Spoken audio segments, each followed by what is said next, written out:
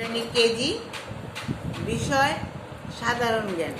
ছোট্ট সোনামণিরা কেমন আছো? আশা করি সবাই ভালো আছো, সুস্থ আছো এবং নিরাপদে আছো, তাই না? এখন সবচেয়ে বড় দোয়াটা হলো এইটাই, তাই না? সবচেয়ে ভালো থাকাটা হলো আমাদের এখন আসল কথা। কারণ চারিদিকে এত বেশি আমরা বিপদের মধ্যে আছি। হ্যাঁ, লকডাউন, বাইরে যাওয়া যাচ্ছে না, তারপরে রোজার দিন, তাই না? আমরা একটা গরম আবহাওয়ার মধ্যে বসবাস করছি, তার মধ্যে আবার রোগের জীবাণুর দ্বারা অনেক মানুষ আক্রান্ত হচ্ছে। আমাদের মনটা আসলে ভালো না। তারপরেও কিন্তু কি করা যাবে, আমাদের স্বাভাবিক যে কাজকর্মগুলো, পড়াশোনা করা, হ্যাঁ, সেগুলো তো আমাদের চালিয়ে যেতেই হবে, ঘরে বসে হলেও করতে হবে। তাহলে আমরা পড়াশোনা একটু মনোযোগ দেই। হ্যাঁ ছোটরা, একটু পড়াশোনায় মনোযোগ দেই।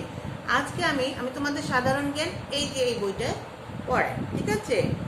সাধারণ জ্ঞান এই বইটা লিখেছে মোহাম্মদ মোস্তাফিজুর রহমান। হ্যাঁ, মোহাম্মদ মোস্তাফিজুর রহমান, সহকারী অধ্যাপক, জীববিজ্ঞান বিভাগে, উনি এটা লিখেছে। আচ্ছা, এখন আমরা এই বইটা কিন্তু অনেকটাই পড়ে ফেলেছি। তোমাদের কাছে আবার যদি আমি অন্য বই থেকে সাধারণ, আমি বারবার বলছি আমি শেখানোর জন্য করছি। এখন তোমাদের যদি আমি সাধারণ জ্ঞান অন্য কোনো বই থেকে পড়াই, তোমরা পরের দিনই প্রশ্ন করো এটা কোথায় থেকে পড়াইছেন, এটা তো বইয়ে নেই। আর মহা মুশকিল। আমি তো শেখানোর জন্য পড়াচ্ছি, যেটা তোমাদের জন্য ইজি, তোমরা মনে রাখতে পারবে, তোমাদের জানা দরকার, আমি সেইটাই পড়াই। এখন আমার কাছে আরেকটা সাধারণ জ্ঞানের বই আছে, এই দেখো একটা সাধারণ জ্ঞানের বই আছে। তাহলে এটার মধ্যে অনেক সুন্দর সুন্দর জিনিস আছে, আমি তোমাদেরকে সেটা থেকে অনেক সময় পড়াই। আমি বলছি তোমাদের জন্য বই কিনতে হবে সেটা কিন্তু না। আমার কাছে সাধারণ জ্ঞানের আরেকটা বই আছে, আরও বই আছে, আমি তোমাদের যেটা সুবিধা সেটা পড়ো। এখন তোমরা যদি প্রশ্ন করো এটা তো বইয়ে নাই, আমরা কি সব কিছু বইয়ের থেকেই পড়বো? না, আমরা শেখার জন্য যেখান থেকে যেটা পাবো, ভালো কিছু পাবো, সেটাই শিখবো। এখন এই বইটা কিন্তু আমার পড়া হয়ে গেছে, কিন্তু এই বইটার পেছনে কিছু পড়া আছে যেগুলো একটু তোমাদের জন্য আমার কাছে কঠিন মনে হচ্ছে। যেমন পৃথিবী ও সৌরজগৎ, এটা তোমাদের মনে রাখাটা একটু কঠিন, এই জন্য এটা এখন আপাতত পড়াচ্ছি না। তারপরে হচ্ছে বৈজ্ঞানিক আবিষ্কার ও আবিষ্কারকের নাম। হ্যাঁ, অনেক আবিষ্কারকের নাম আর বৈজ্ঞানিক আবিষ্কারটা, এটা আমার কাছে তোমাদের জন্য কঠিন। তারপর খেলাধুলার কথা, এটা কিন্তু খেলাধুলা ঠিকই, কিন্তু বেশিরভাগ খেলায় বাইরের কথা, বাইরের বড় বড় খেলাধুলা নিয়ে কথা, এই জন্য এটা এখন আপাতত বাদ দিচ্ছি। তারপরে লাস্টে আছে ধর্মের কথা। ধর্মের কথা আমি গত ক্লাসে তোমাদের ধর্ম ক্লাসেই এই পড়াগুলো পড়িয়েছি। ধর্মের পড়াগুলো যেগুলো তোমাদের সাধারণ জ্ঞানে আছে, এই পড়াগুলোই আমি তোমাদের ধর্ম বইয়ের মধ্যে থেকে পড়াইছি। যেমন ইসলাম অর্থ কী, হ্যাঁ, তারপরে ইসলাম ধর্মের প্রবর্তককে, এগুলো আমি তোমাদের পড়িয়েছি বলে আর এটা পড়ালাম না। এই জন্য আমি আবার প্রথমের দিকে চলে গেলাম, আমি আবার পুনরায় আলোচনা প্রথম দিকে পড়াচ্ছি। এই জন্য তোমাদের কাছে খোলামেলাভাবে আমি সব বলে নিলাম। আমাদের এখানে লেখা আছে, দেখো 3 নাম্বারটা, আমার দেশের কথা। তুমি যে দেশে বাস করো সেই দেশের কথা বলছে, আমার দেশের কথা। তাহলে আমার দেশের কথা মানে তোমার দেশের নাম কি? এই যে তুমি যে দেশটায় বাস করছো, এই দেশের নাম তোমাকে জানতে হবে। আমার দেশের নাম গণপ্রজাতন্ত্রী বাংলাদেশ। এটা পুরোটা নাম হচ্ছে গণপ্রজাতন্ত্রী বাংলাদেশ। শুধু বাংলাদেশ বললে হবে না, যখন দেশের নাম বলবে, তুমি যখন বাইরে যাবে, তোমার দেশের নাম যখন বলবে, তখন তোমাকে পুরোটাই বলতে হবে যে গণপ্রজাতন্ত্রী বাংলাদেশ। বাংলাদেশ কখন স্বাধীন হয়? বাংলাদেশ 1971 সালের 26শে মার্চ স্বাধীনতা লাভ করে। 1971 সালের 26শে মার্চ বাংলাদেশ স্বাধীন হয়। মনে থাকবে? অবশ্যই মনে থাকবে, তাই না? কিছুদিন আগেই তো আমরা স্বাধীনতা দিবস পালন করলাম, তাই না? 26শে মার্চ কত সুন্দর সুন্দর অনুষ্ঠানের মাধ্যমে আমরা আমাদের স্বাধীনতা দিবস পালন করলাম।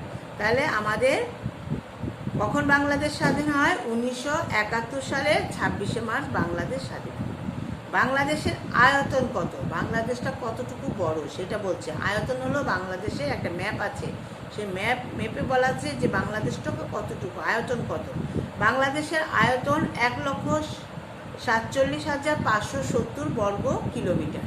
বাংলাদেশের আয়তন হচ্ছে 1,47,570 বর্গ কিলোমিটার। ঠিক আছে, মনে থাকবে, এটা একটু বড় সংখ্যা কিন্তু, এই জন্য একটু বারবার ভেঙে ভেঙে বলবে।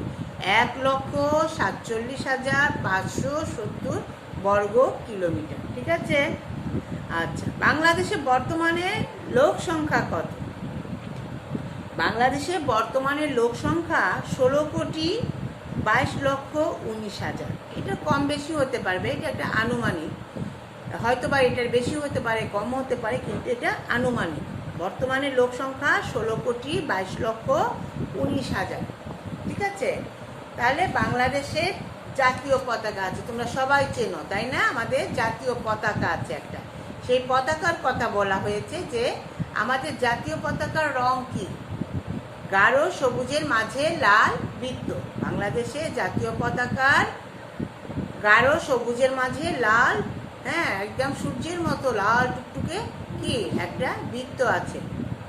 বাংলাদেশের স্বাধীনতা আন্দোলনের মহান নায়ককে? বাংলাদেশে যে স্বাধীন করেছেন সে মহান নায়ককে আমরা সবাই জানি তাই না? বঙ্গবন্ধু শেখ মুজিবুর রহমান। তার নেতৃত্বে বাংলাদেশ স্বাধীনতা লাভ করে, তাই না? ঠিক আছে, তাহলে আমরা শিখে ফেললাম। আচ্ছা, তারপরে এখানে দেখো, বেতার মারফত বাংলাদেশের স্বাধীনতার ঘোষণাপত্র পাঠ করেন কে? বেতার মানে রেডিও, রেডিওর মারফতে এই স্বাধীনতার ঘোষণাপত্র পাঠ করেন কে? মেজর জিয়াউর রহমান। জিয়াউর রহমান মেজর ছিলেন, তিনি এটা ঘোষণাপত্রটা পাঠ করেন, মানে তিনি মানুষের কাছে জানিয়ে দেন। এরপর হচ্ছে বাংলাদেশের প্রথম রাষ্ট্রপতি কে ছিলেন? বাংলাদেশের প্রথম রাষ্ট্রপতি ছিলেন বঙ্গবন্ধু শেখ মুজিবুর রহমান। প্রথম রাষ্ট্রপতি কে ছিলেন? বঙ্গবন্ধু শেখ মুজিবুর রহমান। বাংলাদেশের প্রথম প্রধানমন্ত্রী কে ছিলেন? প্রথম যে প্রধানমন্ত্রী, বাংলাদেশ স্বাধীন হওয়ার পর, দেশটা স্বাধীন হওয়ার পর প্রথম কে প্রধানমন্ত্রী ছিলেন? সেটা হলো তাজউদ্দিন আহমেদ। তাজউদ্দিন আহমেদ ছিলেন প্রথম প্রধানমন্ত্রী। মুক্তিযুদ্ধের সর্বাধিনায়ক কে ছিলেন? জেনারেল আতাউল গনি ওসমানী। এখানে দেখো তার ছবি দেওয়া আছে, এখানে দেখো ছবি দেওয়া আছে। এটা বঙ্গবন্ধুর ছবি, এটা তাজউদ্দিনের ছবি, এটা হলো যে আতাউল গনি ওসমানীর ছবি, জিয়াউর রহমানের ছবি, এটা খালেদা জিয়ার ছবি, তাই না? আমরা সবাই চিনি। তারপরেও আমি ছবিগুলোর সাথে তোমাদের পরিচয় করিয়ে দিলাম। এরপরে দেখো, মুক্তিযুদ্ধের সর্বাধিনায়ক কে ছিলেন? জেনারেল আতাউল গনি ওসমানী। বাংলাদেশের রাজধানীর নাম কি?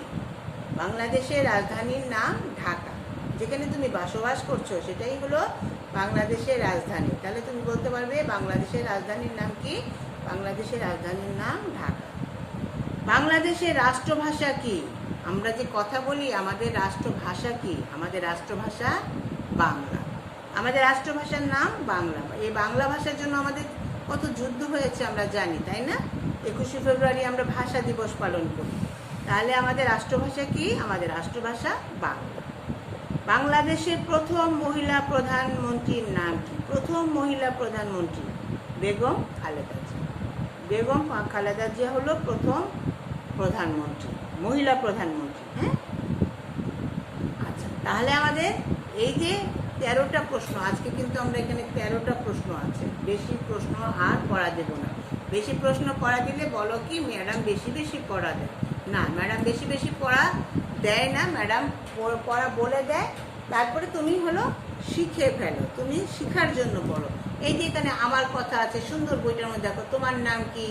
আমার নাম, তোমার নামটা লিখে ফেলবে। তোমার পিতার নাম কি? তোমার পিতার নামটা এখানে লিখবে। তোমার মাতার নাম কি? হ্যাঁ, লিখতে পাচ্ছ? এই যে তোমার মাতার নাম কি, এই যে পড়াগুলো, এটা কিন্তু তোমার জন্য, একান্তই তোমার কথা এখানে তুমি লিখবে। তোমার স্কুলের নাম, তোমার বয়স কত, তুমি কোন জেলায় বাস করো, হ্যাঁ, তোমার হাতের কয়টা আঙ্গুল, এটা তো পারবেই, তাই না? 10টা আঙ্গুল তো জানোই। তোমার প্রিয় ফল কি, তোমার প্রিয় খাবার কি, প্রিয় খেলা কি, প্রিয় রং কি, সুন্দর করে এটা লিখে ফেলবে, তাই না? তাহলে তোমার সবারই তো একটা একটা প্রিয় জিনিস থাকে। তোমারও প্রিয় ফল আছে, কারো আম, কারো কাঁঠাল, কারো লিচু, তাই না? কারো প্রিয় রং আছে লাল, সবুজ, হলুদ, খয়েরি, যার যেটা ইচ্ছা সেটা। এই কথাগুলো আমরা পড়ে ফেলবো। এটা আমি আর পড়ালাম না। আমি আজকে কিন্তু যে পড়াগুলো দিলাম সেটা কিন্তু অনেক গুরুত্বপূর্ণ পড়া। মোটামুটি বাংলাদেশ সম্পর্কে তোমার একটা আইডিয়া হবে, তুমি তোমার দেশ সম্পর্কে জানতে পারবে, তাই না? আগে আমরা নিজেকে জানবো, তারপরে দেশকে জানবো, তারপরে বিশ্ব জানবো, তাই না? আগে আমার নিজের কথা বলবো, আমার কথা বলবো, আমি কে, হ্যাঁ, তারপরে আমি আমার